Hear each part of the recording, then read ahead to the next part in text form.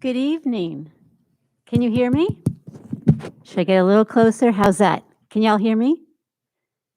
Yes, thank you. All right. My name is Catherine Bennett. I'll be serving as your moderator for this evening. Our audience here at the Classic Center and those joining us by live streaming the event, this session is being recorded, all sessions are being recorded, and all sessions are being live streamed. So we're currently being live streamed. We say hello to all of our folks who are not here but are tuned in. The purpose of this session is for the public to have an opportunity to speak to the architects, the project managers, and the executive director of the Classic Center, and to be part of the design project to help the team understand what issues are important to the community. What we ask is that you put your phones on silent, and that we have one person speak at a time. We also ask that any questions you have, we want to hear them, but we're going to save them for the end of the presentation. We're going to have the panel speak first, so take some notes, make some mental notes, and we'll open up the floor for Q&A towards the second half of the night. And what I'd like to do now is introduce you to your panel. Chuck Hull is the president of Smallwood, a multidisciplinary design firm providing architectural, interior, landscape, and graphic design for a variety of commercial and institutional project types. Smallwood is a worldwide practice with offices in Atlanta and Singapore. Chuck is a registered architect, and his primary focus is design. He was a lead designer for the expansion of the Classic Center several years ago. He has a great interest in architectural history and has designed many traditional buildings in a variety of historical styles. Next, we have Don Deathless. As sports, recreation, entertainment, and global practice leader of Perkins and Will, Don has built a reputation as one of the nation's premier designers of the most successful, cost-effective, and award-winning arenas, sports facilities, and mixed-use entertainment destination districts in the nation. He prides himself on his ability to listen and put the wants and needs of the client and community ahead of other project criteria.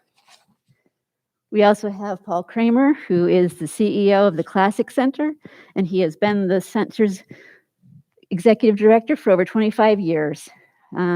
He's very well known in our community, and we're glad to have him with us this evening. And we also have Marcus Vest, not Vest, my bad, sorry. Marcus Vest, who is here representing the Athens-Clarke County SPLOST. And our order tonight is that we're going to have a recap of session 1 and go over just briefly the things that happened from session 1 and the questions that were asked and some of the information. Then we'll have the arena layout review and talking about exterior design, and then we're going to open up the floor for question and answers. How many people here tonight were here last time? Good. I'm glad you're back. Welcome. And if this is your first visit, thank you for coming. And other than that, I will turn the speaker over. Thank you, Catherine. So we want to talk a bit about the agenda, just so that everybody knows what we're doing today. We're going to start out with just a very brief overview of our last meeting and talk about the topics we covered. And then secondly, we want to talk about the questions that we got from the community last time, both the folks who attended our live meeting here at the Classic Center, as well as the questions we got through the online portal. And then third, as Catherine said, we're going to talk about some design ideas for the facility, and then follow up with an open forum. So last time we started out talking about the Classic Center, the history of how we got here, and why the arena is at the Classic Center. There's a lot of synergy anticipated between the construction of this new facility and the existing infrastructure here. The arena is going to host not only sporting events, but concerts, family shows, and also serve as an expansion of the convention space at the Classic Center. And then we also talked about the funding of the program. It's a combination of SPLOST money from the community as well as private partnerships. And we talked about the community impact of the development, and that our consultants say that this facility will generate approximately $33 million in annual economic impact for the community. Then we talked some about the site and some of the issues that we saw with designing the facility, the location between the Foundry buildings and Hickory Street, our intention as far as how we're going to use a system of elevated plazas to interlace all of the buildings at the Classic Center, as well as create an improved pathway from Thomas Street and the downtown district through our site and down to the river and the trail. And then we talked about pedestrian and vehicular access, as well as provisions for parking. And then finally, we talked a bit about the facility itself, what the program is and the type of events that we're going to host here, and some of the criteria that fall out of the fact that we want to have a very flexible facility. So we're looking at a full bowl seating arrangement because that is the most flexible for the greatest number of events. And so it'll be a combination of fixed seating and telescopic seating so that the arena can be configured in a number of ways, whether it's for a concert in the round, basketball tournament, or as I said before, an expansion of the trade show space that we have here at the Classic Center. And that's going to be accomplished with movable seating as well as movable stage and a flexible rigging system that's suspended from the roof structure. So once we went through our program, we had a Q&A, and we did record all the questions and our answers. And I'm not going to go over, obviously, every question that was asked and every answer given here because that would be sort of repetitive. But we do want to point out that the entire event last time was recorded and is available on the website. And if you don't want to sit through the entire video of the event, there's also a document that provides a synopsis of the questions and the answers from the panel.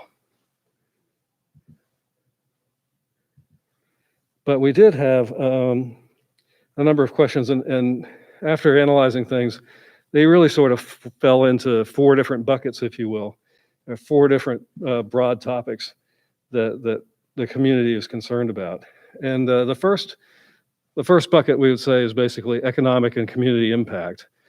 You know, how's it going to affect the hotel market, job opportunities in hospitality, how are we impacting surrounding neighborhoods, issues of traffic, noise, and so on.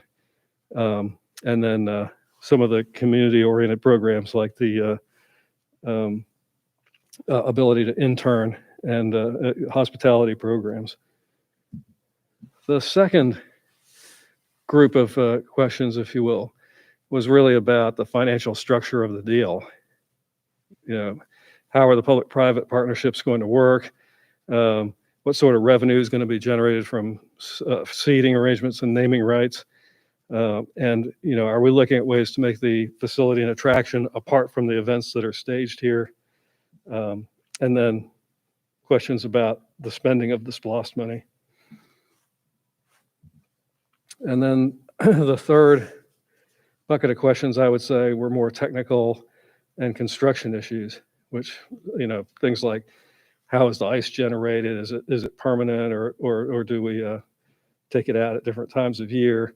What's the anticipated delivery date for the project? And how are we going about contracting for the work? And are we going to engage the local community as far as laborers and subcontractors and the like? And I think, you know, well, of course, I'm on the panel, so I think we did a wonderful job, but I think we did a decent job of answering these three groups of issues. But the fourth bucket is I think why we're here tonight. And that was, there were a lot of questions about the exterior design and the interior design of the facility.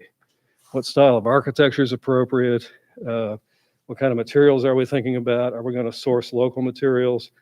Are some styles more suitable than others? What's appropriate for Athens? And so on. So we've developed some design concepts, and Don and his team actually have developed it. And he's going to run through those for you now. And then we'll sort of take the temperature of the community on what you all think about that. Don?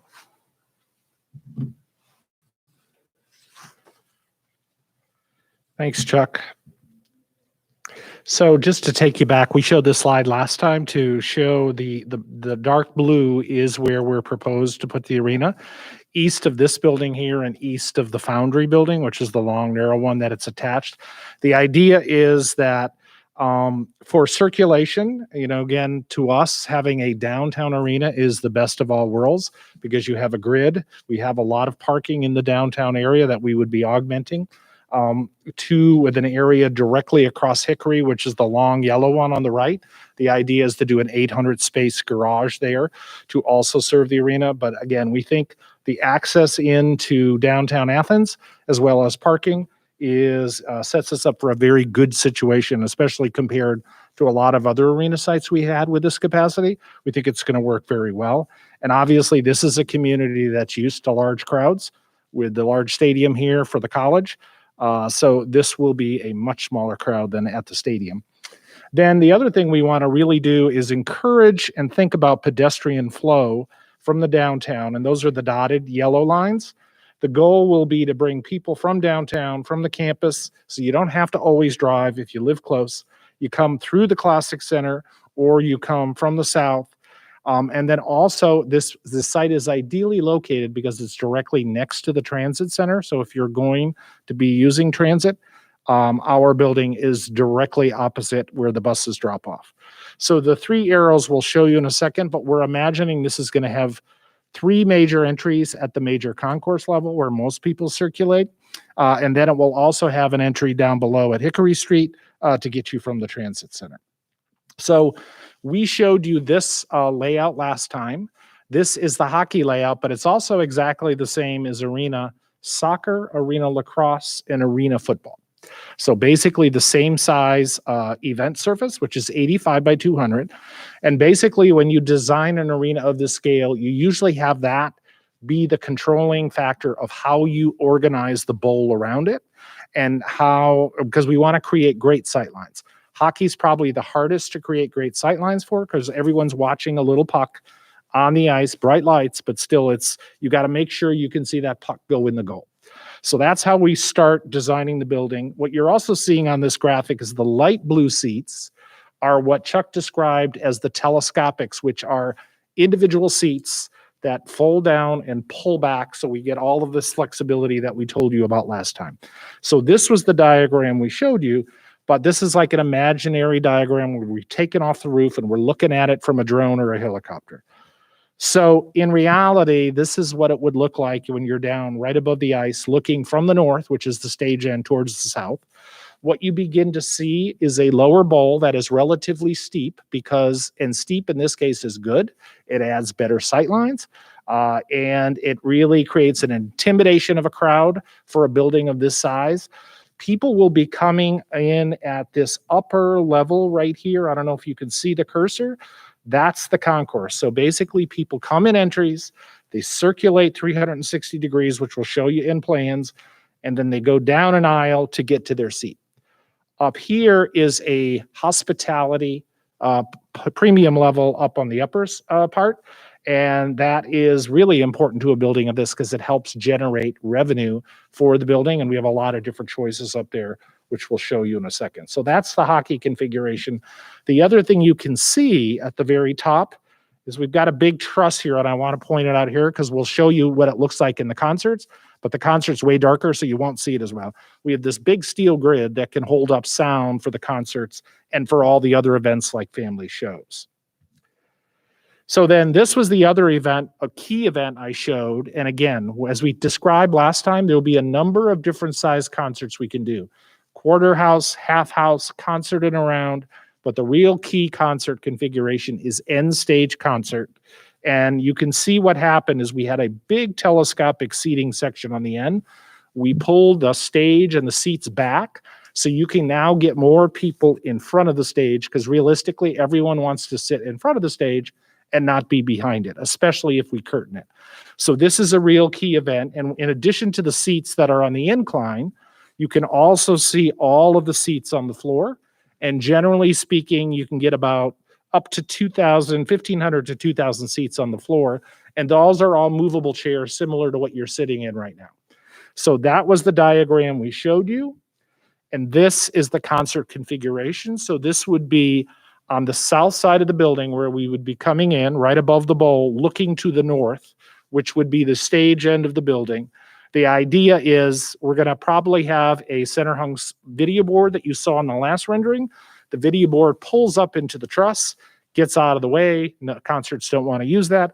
And then they set up their screens on either side and you have a big stage and everyone has great sight lines also for the event. The other feature we're looking at to make this unique on the south side is what we call the A deck.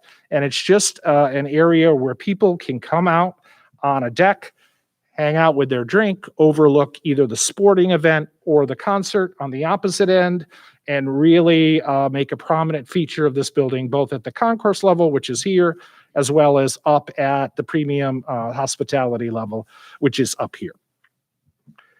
So the other thing, as we mentioned last time, is we want to make sure we design a very sustainability building using sustainable principles. So we're going to really look at a lot of different things: quality of air, energy saving. The other thing you're going to see on the exterior is the idea of creating canopies, particularly on the south side, to keep the sun off of the south-facing windows, which is really important in Athens in the summer. The other thing it does is this is a slightly rainy climate. You get about 40 inches a year, so it can be raining at night. So the other thing it does is create canopies over the people where they're coming into the building. So if it is raining, they're not going to get drenched as they come in this building, as opposed to some other arenas where that's not true. The other thing is up here, we mentioned last time, the idea is to look at both this existing Classic Center as well as the parking garage and the new arena and look at and sending out a request for proposals to put solar collection on the roof. So we are going to be doing that as part of the future sustainability initiatives. So these are going to be a little harder to read, but I want to explain how this building gets organized level to level, and you'll see it a little better when you see a rendering. At the very lowest level, which is at the level of the transit center, we're going to have a lower level with staff, arena administration staff, and staff check-in, and perhaps locker rooms, and then we go up. Usually the next level, the event level, is at the very lowest level. But this hill that we're on is so steep, we actually have another level over by Hickory below this level. But this level here is pretty much, except for those seats on the floor that I showed you, pretty much the domain of all of the users. So this is where the locker rooms are, the mechanical are, locker rooms, and all of those things that will serve the acts and the sports players and really make the building function, including the loading area on the north.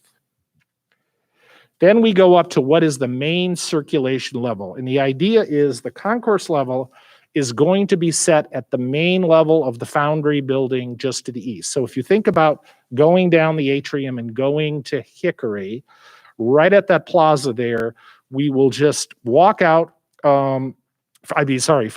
We will walk out from Foundry and just walk into the building at the same level as the Foundry. So a lot of arenas, you come low, you got to go at some big stairs. The idea, everyone just seamlessly comes from this in downtown, down, and then into the building, and it all access at the concourse level. The concourse that you can see in yellow goes 360 degrees all the way around this building. On the inside, on the sides, what you're seeing is all the services that will serve the people, such as concessions and restrooms. We have a large number of restrooms, particularly for women, which is super important to the success of the building. We have entries on the northwest, the southeast, and the southwest is really the main entry. The idea here is that this is the foundry over here, north is up, and we'll have a plaza, pedestrian plaza, that continues over to the upper or top level of the garage on the east side of Hickory Street. So when you park in your garage, you just take the elevator up and come across into the concourse of the building. So this is an enlargement of the deck. Basically, in order to put our concourse at the same level as the foundry building, we are keeping the parking below, but we are putting a deck over it right through this area. And so people will come from the atrium, past the foundry here, and straight up into the building. Tickets are right here. So if you don't have a ticket, you get tickets and then you come in the building. If you already have your ticket, you just come in the building that way. As I said, on this one, if you're coming from the garage, you come in the southeast entry. So that is the main concourse. Most of the people will be circulating on the main concourse to their lower bowl seats. And then the final level is this hospitality level. And there's a lot of different products that we're looking at on the hospitality level. Everything from party suites, club seats, theater boxes, regular suites, to give a wide mix of things that people could lease out and have different experiences for the different events. And so this then would take us up to the maximum capacity when we add this level. So the maximum capacity we're looking at the building is approximately just a little under 8,000. The concert I showed you, like, we're over 7,000. So those are the big numbers we are going for. The goal is to make sure this is a big enough building to really attract higher end and larger concerts than you've traditionally been able to get in Athens, because we think it's a great market for that. And that's really one of the reasons for this building. But again, the goal is to make sure it's super flexible to really attract any type of event to this building that can be held in this size of arena. So then people asked us about the exterior design. We've just begun the exterior design. And so we have some thoughts about it, and we're going to show you two possible concepts tonight. The first is we're looking at precedent images of past buildings. Obviously, everyone knows what this building looks like. It is traditionally and classic. So our thought is the site there, closer to the foundry, has traditional aspects to it. We got the brick foundry building, we got the wood in the ceiling, we got the train use, we have old industrial buildings that used to be on the site. So this would be one approach of taking more of a warehousey train feel and adding dark metal to it. And that's what our first concept shows. And the second one is totally different, which I will show you right afterwards. So that was some precedent images to say we think this could blend well. And so the idea here would be to have dark metal that would be at the canopy coming in from the southwest, dark mullions to bring people in. This is where the tickets are over here. Brick building similar to this building, and then windows here. So it looks more like a warehouse that had additions to it. The next one then is a view probably from the second or third level of the parking garage, looking across Hickory. And then the way this building again is organized is this is the concourse level that the bridge would connect to the top of the parking structure. This is the east concourse. It is glacier in this concept, so that people will be able to look out on a two-story concourse and look out over the trees down to the river. The major entries are here at the southeast, and then down at the lower transit level here and here. So if you're taking the bus, you can just come in the building at Hickory Street and then take an elevator directly up to the concourse level. So this is one quick concept. The other thought we had is, in addition to wanting to make this a great concert building, there is the discussion of bringing in what used to be called the Georgia Music Hall of Fame, and now we're calling it the Georgia Music Collective, where it would be displays that the university has the collection, and it would be displays on the concourse. So as part of that, we could develop the outdoor spaces and plazas and perhaps murals. And again, this is just a placeholder. It wouldn't look like this. But if we want to have Georgia Music Hall of Fame and decorate the outside of the building with murals, art, local art, or images of people who are in the Hall of Fame, that is certainly an option in this option as well as the next one. So this was option concept number one, where we take more of a traditional warehousey building at dark mullions, dark steel, and then most arenas on the inside are dark steel because, you saw the trusses there. You don't want a lot of white up there. So this would match inside and outside with that decor. The other thing is, what I didn't mention, I think everyone knows, is this little thing right here is the train. We are covering the train air rights with our building and the concourse. So the idea, that's always been part of the site, part of the concept of the site. So you can see it here going underneath the building. And again, right now there's really no trains, but they have the rights to do that. So that would happen under our building, but our building would not be interrupted by it, just goes over it. So that's concept number one. And then as a totally different concept, we've had some comments, from different people said, we want classic, but enough of the red brick. We have too much red brick in this town. So that's one theory. So we went to look back and said, what other classic buildings precedents are there? And if you look back, there's many buildings that are the most important public buildings are white. You have them in Athens, you have the White House, you have the Capitol. There's oodles of examples where you use a white building. We had earlier looked when we presented to the city and county commission of a silver building, but we thought, well, that's really zoomy, but not necessarily maybe classic. So we said, let's look at the idea of a white building. The other thing about white buildings that you can see on the right-hand side is there is a tradition of a white building feels a little more like it could be more like a canvas for the actual murals. If we want to do that for the Georgia Music Collective. So this is more of a white version and a more of a contemporary building than the brick building, but this is the same entry here. You would be coming from the foundry through the building. The idea is that we would have lights ahead above so you've arrived. The idea is we would link the white panels, which are metal panels, with wood, similar to what's on the ceiling of the foundry building. And wood is one of the biggest industries in Georgia.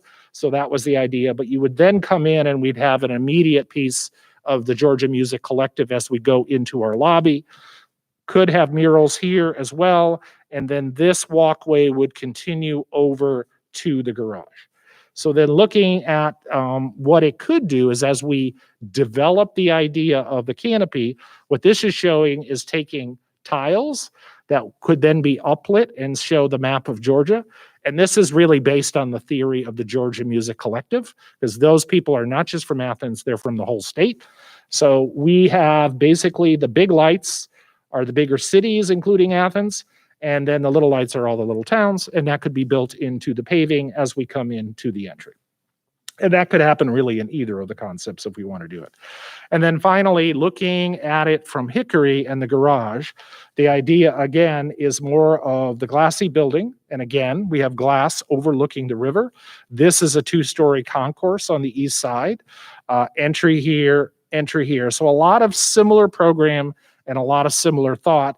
The other thing is because we do need to go over the rail lines, it kind of controls where the building is. So what you may or may not be able to see based on this rendering is this one had columns holding up a decent sized cantilever. The other one was just cantilevered without the columns. You could do either or, but the building is getting pretty close to Hickory, but it's way up in the air, you could see. So it's right near the edge of Hickory, but it's cantilevered out. And then again, you see the canopy that comes across to the garage. So our goal again is get people in that garage, take them up an elevator or the stairs and over and in, or people from downtown over here.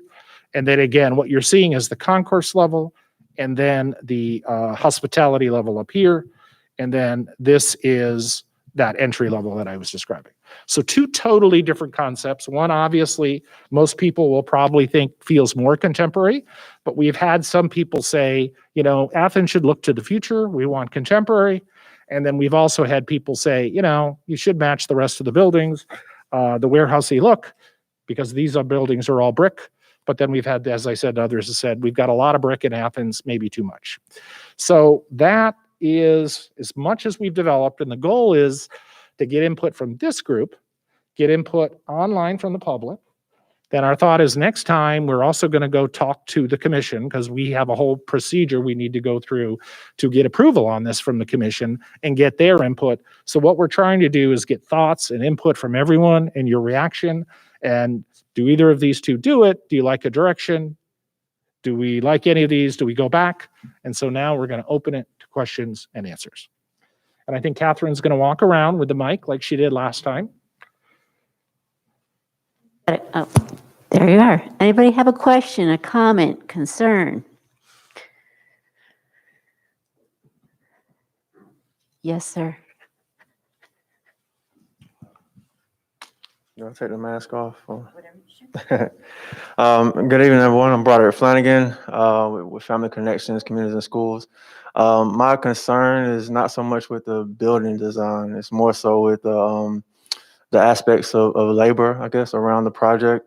I had a conversation with Paul Kramer during the public input session when this was up for SPLOS. And one of the things he was asking me was, what would it take for me to support a project like this?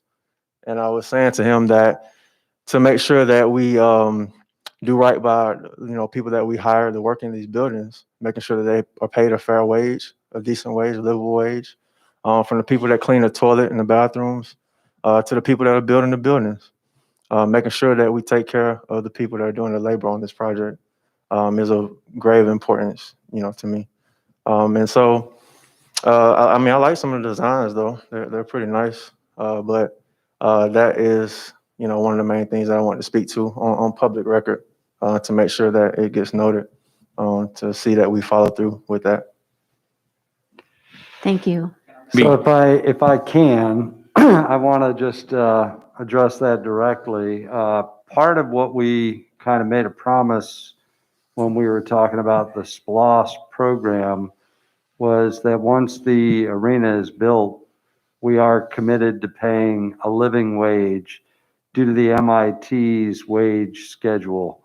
We've made that commitment. We're going to stand behind that commitment top to bottom. But I think we've taken it much, much further than that. I don't know whether you're aware or not, but we're actually looking at the arena and the convention center all working together as a learning lab so that we can take the citizens of Clark County who are interested in going into the hospitality sector and allow them to begin to work with our Career Academy, work with Athens Technical College, work with Piedmont College, and use this facility as an actual lab. Many people don't know, but our stagehand union does very, very well, not just here in town, but also because of the movies being produced in Atlanta. Getting riggers is one of the hardest things that we have to do. And so we have partnered with the IATSE Stagehand Union and are actually developing several training programs where we can get people in, teach them the hands-on trade, and show them, more importantly, the pathway that exists so that they can continue to grow in that whole area. So yes, we're committed to paying a living wage, but beyond that, we're committed to really introducing the community to the industry and showing them pathways they can continue to grow. Can I maybe add to that? You had also mentioned the question of during construction, designing construction. Our construction management firm that we selected, who will be the builder, had one of the reasons they were selected is because of their very proactive stance in engaging and involving local qualified contractors. So the overall intent of this, we're about to spend a lot of money to construct this building. And the idea is let's utilize that money that's going to be spent to help people who are here, be involved in the construction of the project. So that's, as well as long-term employment during the construction phase, we want to be proactive in that regard as well. Yeah, that's good to hear. Definitely I'm on board with things of that nature because we need to find a way to keep, some of the hiring local when we do major projects like this, whether it be with SPLOS dollars, eSPLOS, all of that, set up apprenticeship programs with the school district to try to get a pipeline going from the Career Academy to these successful careers. But the only thing to what Mr. Kramer was just speaking to about the MIT calculator, it's still a little on the low end, in my humble opinion, in terms of the assessment of where we are as a local community, I think it has the livable wage for a single person at like $11 or something like that, maybe a little bit over $11. That's still not enough, in my humble opinion, to survive off of. If you think about your personal finances, or even somebody that that's close to your family, would they be able to survive off of $11, $12 an hour? And so just going into the conversation, into some of these rooms, into some of these negotiation spaces where we're talking about the labor aspects and thinking about those things. No, I Thank you. definitely appreciate it. I think you've got to start somewhere, and this would be a major step forward. I think the other really important thing to say is that these public buildings, for the most part, break even once they've paid for those things. So how you build these buildings, the ways that you design them and build into them the ability for the building itself to make enough money that it can pay its employees well, becomes a really important facet of what we do and how we design it. And so that's why I'm so grateful for this team. They've looked at all aspects of this so that we can maximize those revenues and pay the very most that we can as we make ends meet going forward. I'm super proud of the Classic Center. It has done almost 700 events a year, and we've never once had to go back to the general fund and ask for more money to make payroll. We've always found a way to sort of balance that out.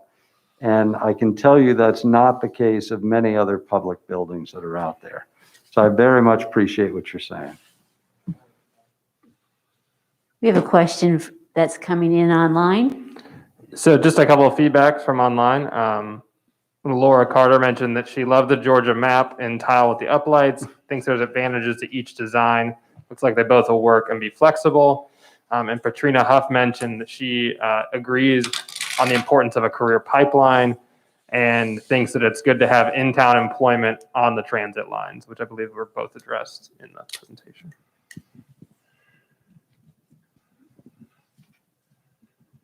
Yes, ma'am.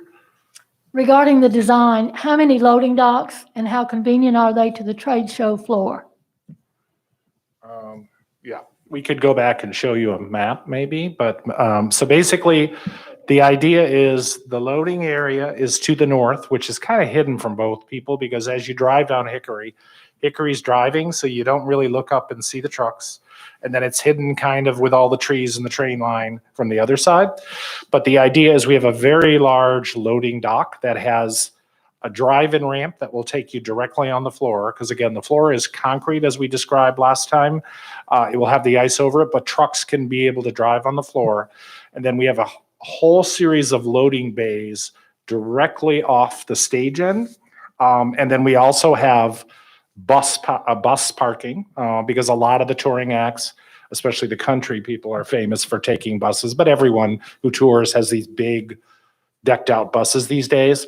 And so we also have what we call shore power for those buses, where the bus can just come in and plug in and not have the bus going in the diesel. So all of that will be in the back, and it goes directly from that loading area through large doors. Those the truck could either drive on or that. And because we're in Georgia and it's humid here, we've actually put dock sealers on the door, so the humidity is kind of discouraged from getting in the building when it's one of those really humid days. So we've given a lot of thought, and again, we've done like 50 some marinas, so we really pay attention to the loading dock.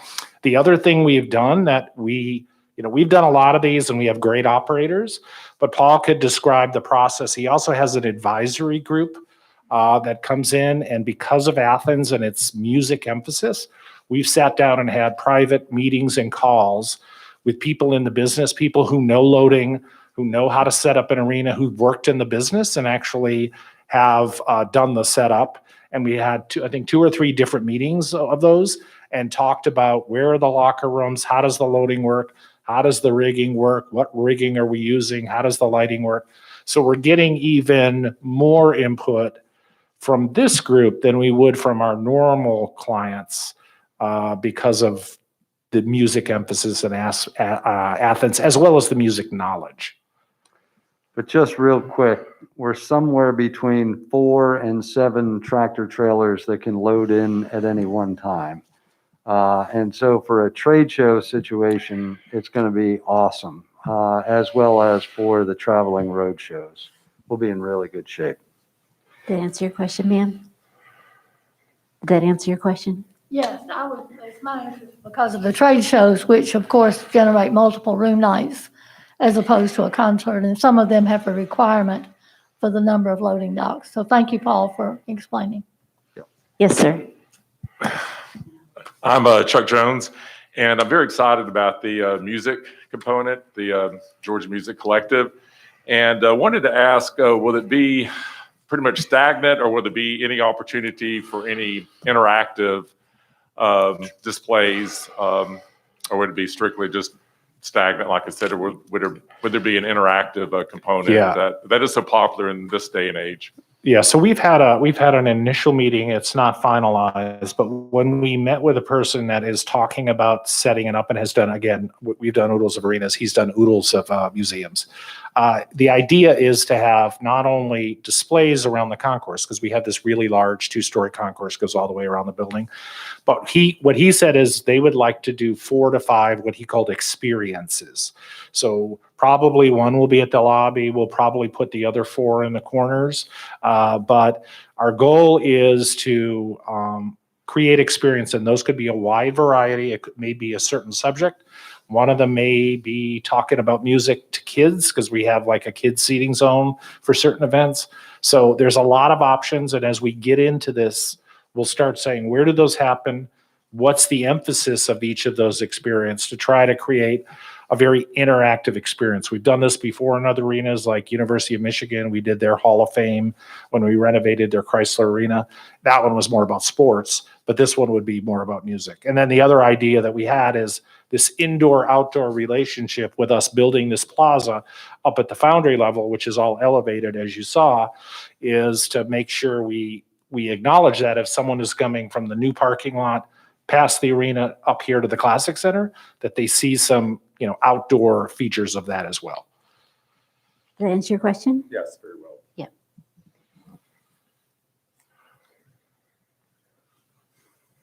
Anybody else? Question, comment, concern, observation? How many of you are here because you're real excited about this? Yes? Good. Yes. I think there's some great things being said tonight, some really good, thoughtful questions. Is there anything else? I mean, I think Danny has one in the back. Danny's got something in the back. Great. So a couple things, again, from online. And as well, I'd like to say, I think we'd be remiss if we didn't ask if people had an opinion one way or the other of the concepts, and if you could share those even with a hand raised this evening. But Laura Carter mentioned that concept 1 may offer better opportunities to tell the history of Athens. Due to, let's see, let me just read it. The history of Athens. Athens was one of the largest inland ports in the world due to cotton and railroads at the turn of the 20th century. And interactive rotating experiences are really important since much music history of Georgia predates 20th century and often involves African-American artists.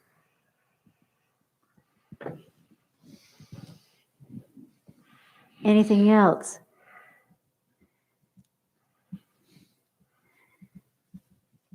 Okay, I just want to point out that you've got the architects and the project managers, and this such a small, intimate opportunity to ask the questions or make the statements or the comments or the concerns that you have.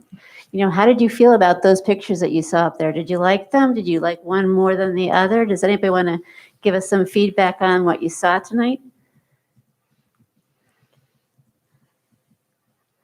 I would agree with Laura Carter about. Hold on one second. concept. I would agree with Laura Carter about concept number 1. I personally think that that's a very attractive one and really connects well to Athens and Athens history. And I say that from a tourism perspective, having been the Convention and Visitors Bureau director here for many years, that I personally like the concept number 1. Thank you for your feedback. Good job. We got someone right back here too. Yes, sir. I really liked concept number one. I really liked the brick. This area of town used to have a large number of adaptive reuse possibilities that have been destroyed in favor of new construction. To have some of that warehouse look brought back, I think would be an advantage. Great. Anyone else on what you saw? Yes. I'm going to call you Dorothy Hamill because you are the skater. Hi, my name is Robin Rebecca. I just teach figure skating here when the ice is up, and I'm probably going to be the one person. I like the second plan.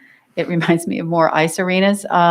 It's a little bit more contemporary. It's a little bit more moving, a little bit more ahead. I like the way I just like the white. I like the way it looks. It just is more contemporary. It's kind of more accustomed to what I'm used to in seeing different ice arenas that are around the country. So, Thank you. Yes, sir. Dick Hudson. I like the first concept, and I think my leaning is more thinking back to old 1970 baseball, football stadiums that were in thing, and now we sort of laugh at them. Being creative is something we certainly appreciate and value. Sometimes we just have to be a little bit cautious, and so I lean toward the first concept. Thank you, sir. Anybody else? Oh, do you have a comment? Go ahead. So Carol Myers commented that her gut reaction was version 2. She said the brick version seemed a little bland, like a school campus building. Version 2 seemed more exciting.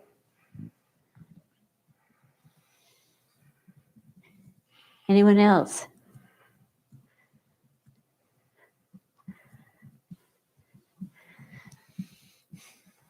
Okay, well, if there are no more questions or comments or concerns, or if anybody, this is your chance to give feedback. I don't want to make everyone sit here and stare at me.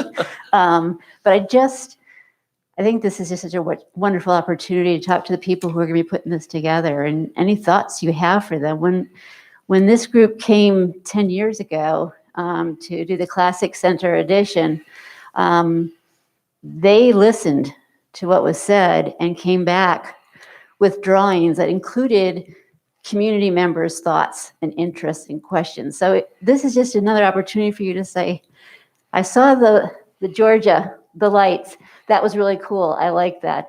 Or that didn't speak to me. I was wondering if you could talk to me a little bit more about the art. Is there anything else? I want to just give you a chance. Over here. Gentlemen. I am so sorry. Yeah, have y'all had a conversation, I guess, with some of the local business owners that are in the area, like, is it Weaver D's and what's the other, the Tire Depot, I think it's called. Some of the local minority businesses that are in that vicinity, in that area. Yeah, we haven't really gone door to door yet. This public meeting is a big part of that, right? We're hoping that people will, one, come here and sort of talk about what their likes and dislikes are, but also making it available online so the people who can't physically get here can still have a voice. We think that's a really big, important part. But I'll tell you that the contractor that we hired, their whole philosophy was being good neighbors. And they talked a lot about the fact that they want to get out and talk to all of those surrounding areas, make sure that we're getting that input from them as well. So, yes, we'll get there. Did I get your question? Okay.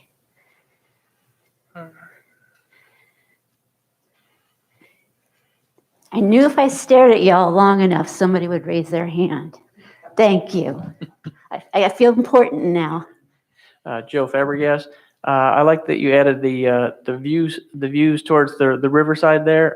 Any thoughts to making any of that space kind of public park space almost if there's not events going on, and either some outside accessible space out there or the interior space being almost a separately doored off place that you come in and extra study area or something for students, or something that the community can use it when there's not events going on. I guess that schedule could be posted at the entrance. Okay, it's open today, not open today, or some kind of schedule. So The exterior plaza entries certainly will be used on a regular basis by the community on an ongoing basis. And then, of course, you've got the Firefly Trail right down along that way, which would be utilized as well. And then you've got all of the Riverwalk area. And I really think that just by focusing on the pedestrian access and the Segway to get from way up here in downtown all the way back down to the river, I think this project is going to open that access up in just a really wonderful way. On the inside of the building, a lot of discussion is going on right now, again, back to that learning lab concept. And how do we maximize the hospitality areas? How can we use those as additional breakout space if it's conventions? How can we actually start training some of our students, whether that be through the Career Academy, inside the facility, and or in partnership with our colleges? It's one thing in our industry to sit in a classroom and learn how to buy shows and learn how to do crowd management and learn how to generate excitement of the experience. But nothing will ever replace actually having those students become a part of what we're doing inside the learning lab. And so I think in many ways there's opportunities for this local community to interact with the entire building as we continue to evolve it going forward. Yeah, I would also say, as far as events, you asked about events beyond the shows that are being staged in the facility. That is a pretty big line of business at some other facilities. Mercedes-Benz Stadium, for example, the Georgia Aquarium, they host a lot of corporate events, that sort of thing. And that's certainly something that would be a possibility also. I guess as a follow-up, what I was thinking on that the view on the concourse, if some of that was, you got your outside plaza, but if that continued on around the side there, so there was access to just to be there if there weren't events. So it's just open to the public like a park would be. Just so you can talk about the trail down at the bottom part, that's trail for walking. Up there could be places for sitting and just doing whatever you want to over the trail. I think those are great comments, and we'll try to incorporate that as we go. Yes, ma'am. On number 16, about the long-term issues, managing the under ice piping and cooling system, could you go into a little bit more detail if that would be possible? Yeah, I described that last time, but basically, again, the key on the ice is it's a much thicker slab than all the other slabs. And so you usually fill it up, and then you've got the slab is done in one single pour over one day. There's no joints like every other kind of concrete. They've got, like, sidewalks have control joints. The ice has no control joints, obviously, because it has to be perfectly smooth, perfectly flat in one pour. The pipes are, and you put in the ice towards the end of the construction. All the building is up around it. You have gravel in your base, and then they come in and they put in insulation, and then they put in heating pipes. Because if you keep the ice up all winter, you don't want the cold to start getting through, kind of like in permafrost. So we also have heating pipes below that between the insulation. And then finally, you'll have pipes about 3.5 inches apart, all the way going up and down the 200 feet. And so all of that gets put in, the pipes get put in, and then you do inserts for things like circus and other volleyball and other events.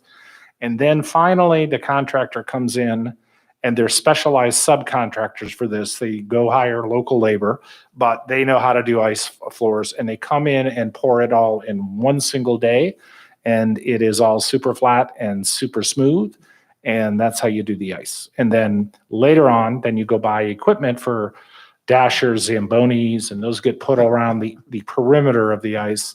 And all of, like, the dasher boards in this kind of building, unlike a permanent ice, are all movable. You can take them out. So they could be there during the winter, and then other events, the dasher boards are gone with their glass, and they're all put in storage. What I didn't mention is we have a very big storage room in this because we've got all of these different type of setups, in different events. So we get a big storage room and a big staging area off that loading dock I described. So we can have both temporary storage for the acts or the circus or family shows. And then we have permanent storage for things like these arena chairs, the basketball floor, which comes out all over the ice. But that's how we do the ice. And usually there are very specialized people that do the ice slab. There's only a few in the country, and you want to make sure you get one of those and not someone who hasn't done one before. That would not be a good idea.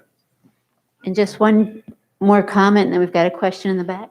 The other thing is that, so when you're having the ice on there, you'd still be able to do an event by putting the boards down on top of the ice. Yeah. 'Cause So that's where I've been at before, when they'll have like an antique show or they'll have a concert. Right. 50s. So most of the time, most events in the winter, once you make the ice, you're usually leaving it up. Most buildings do, unless it's a really special event or it's going to have a lot of grit or dirt.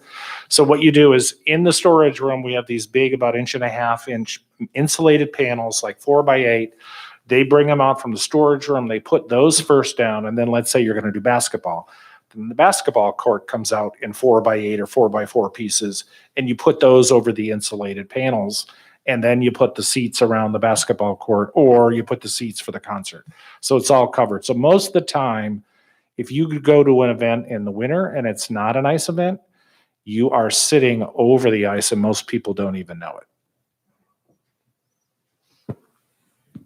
All right, a couple more pieces of feedback from online. We had one commenter say, bringing in more of the Greek god ancient Athens aesthetic in some manner would be great, similar to the Athena out in front. And then Patrina Huff also mentioned, think seating and park-like space for the convention goers, downtown visitors sounds great.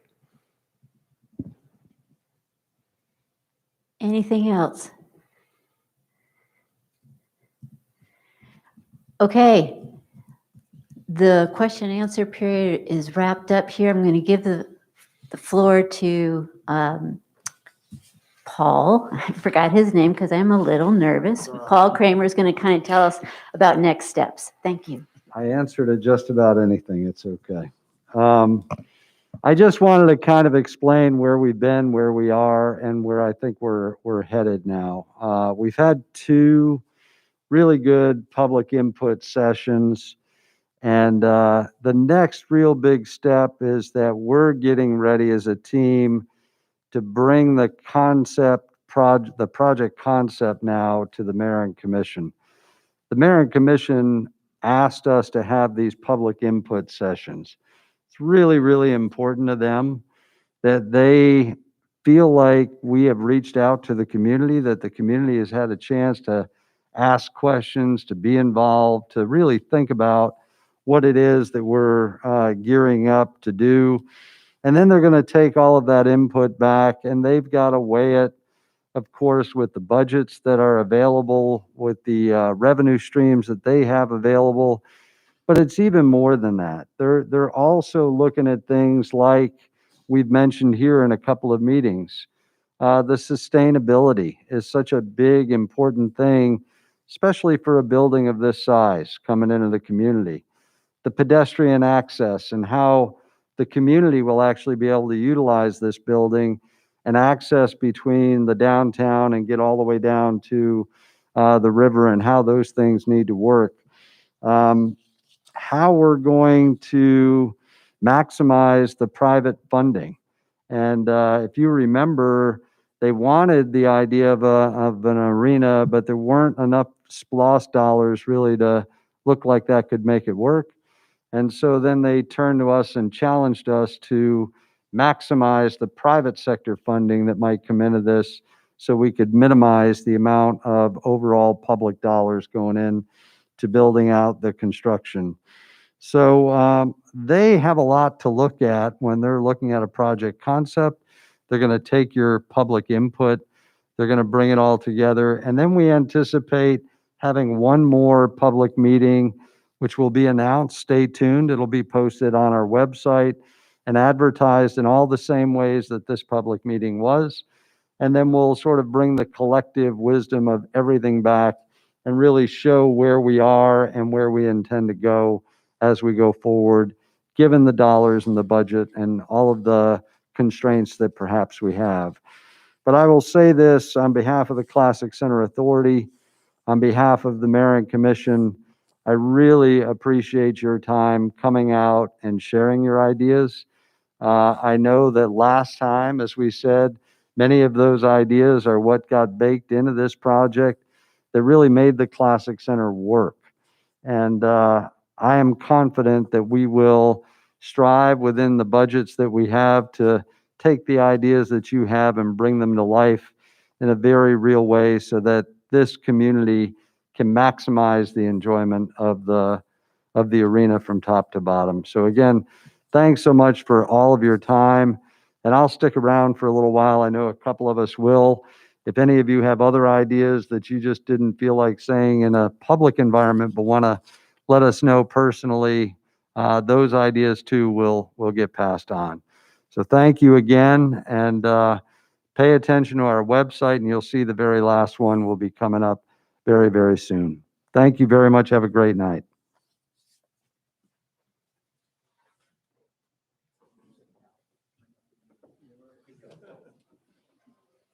Thank you. Appreciate it.